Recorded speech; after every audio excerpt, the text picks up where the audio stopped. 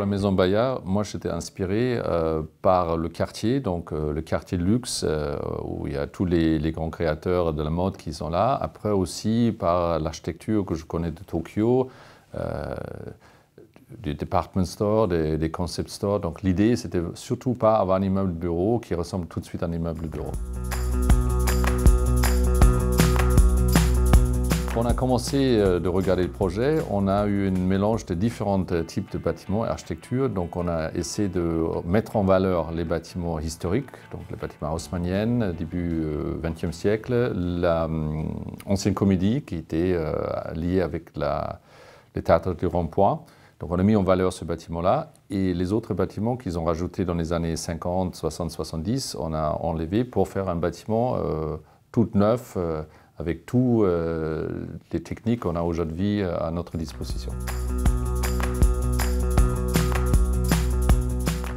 L'ancien occupant, qui était RTL, que tout le monde connaît avec sa façade Vasarely, qui était un concours artiste dans les années 60, qui était l'élément fort de cet ensemble d'immeubles, qui était enlevé dans la fondation Vasarely dans le sud.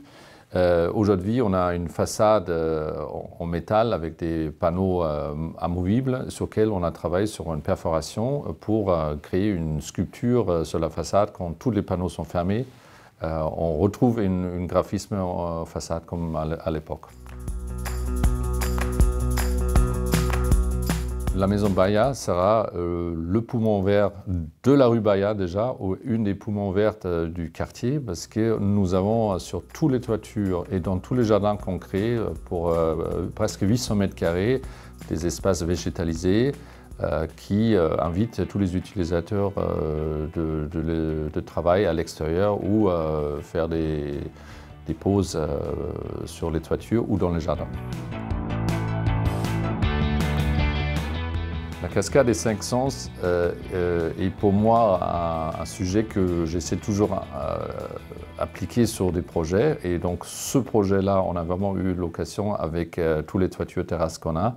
Donc en principe, nous travaillons sur le bien-être des utilisateurs.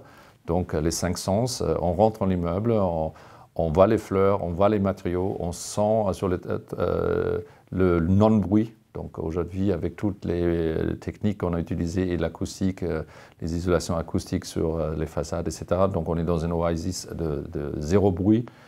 Et au rez-de-chaussée ou au rez-de-jardin, on créera une zone de service avec des concepts de restauration innovatifs et très modernes. Donc voilà, donc, on est vraiment sur un projet pour le bien-être des utilisateurs. La Maison Bayard est un projet emblématique pour nous parce que déjà c'est le premier projet construit en bois dans le centre de Paris. Donc ce n'est pas que pour nous emblématique, je pensais aussi pour la ville.